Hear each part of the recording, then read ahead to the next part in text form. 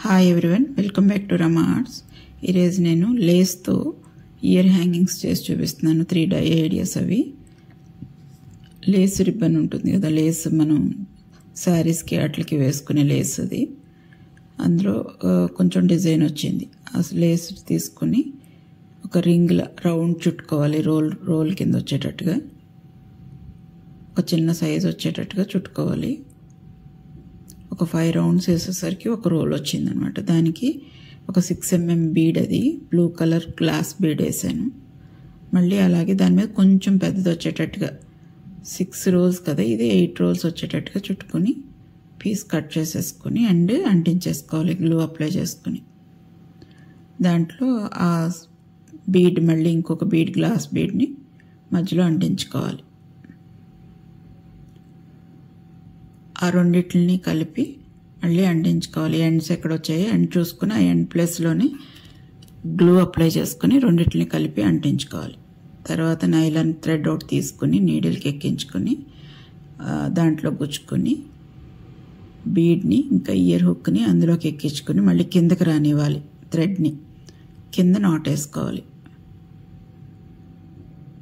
Lay's లోపలికి ముడి వెళ్ళిపోయేటట్టుగా not వేసుకొని ఎండ్ కట్ చేసేసుకోవటమే. యూనిక్గా ట్రై చేయాలని లేస్తో ట్రై చేస్తున్నాను ఇయర్ హ్యాంగింగ్స్. చూసి ఎలా ఉందో కమెంట్ చేసి చెప్పండి. ఇంకా లైక్ చేయండి.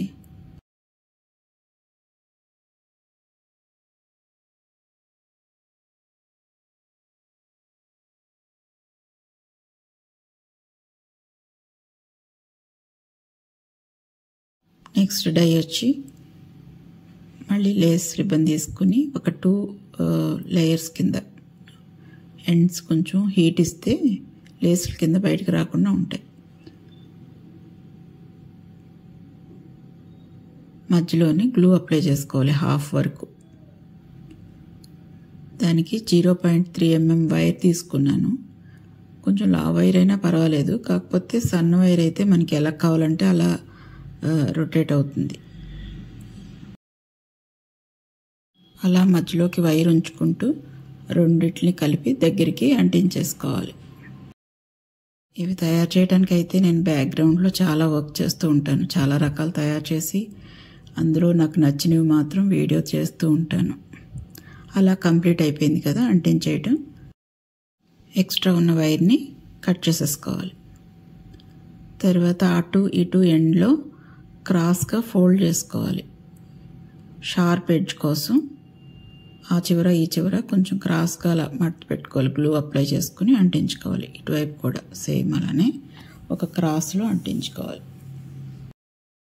పెన్సిల్ తీసుకుని దానికి వేసి అలా రౌండ్ చేసుకోవాలి. వైర్ కనుక అలా రౌండ్ చేస్తే అలానే ఉంటుంది కదా, అలా రౌండ్ చేసుకుని సమానంగా పెట్టుకుంటే సరిపోతుంది. దానికి నీడిల్ తీసుకొని నైలాన్ థ్రెడ్ ఎక్కించుకొని ఒక ఎండ్లో లోపలికి నాట్ వెళ్ళిపోయేలాగా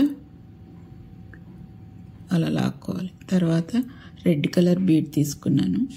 దానికి ఇయర్ హుక్ కూడా వేసుకొని మళ్ళీ వెనక్కి బీడ్లోకి వెళ్ళిపోయి కిందకు వచ్చేసి కింద లేస్లో లోపలికి వెళ్ళేలాగా నాట్ వేసేసుకోవాలి. ఎక్స్ట్రా ఉన్న థ్రెడ్ కట్ చేసేసుకుంటే అయిపోతుంది అంతే.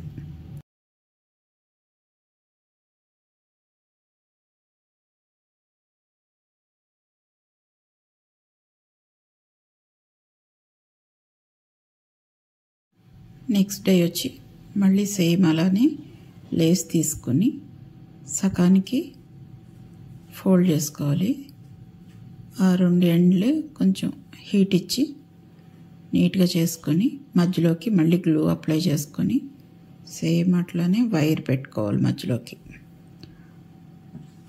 0.3 mm వైర్, అది ఆ వైర్ని రెండిట్లకి మధ్యలోకి వచ్చేటట్టుగా పెట్టుకొని 2 అంటించేసుకోవాలి. చివర గ్లూ అప్లై చేసుకొని దాన్ని రౌండ్గా వచ్చేలా పెట్టుకొని రెండిట్లని అలా పట్టుకుంటే అంటుకుపోతుంది. ఆ తర్వాత దాంట్లోకి పర్ల్ బీడ్ వేసాను. ఒక ఇయర్ హుక్ వేసుకొని ఆ వైర్ని చుట్టేసుకోవటమే దానికి వేసుకొని.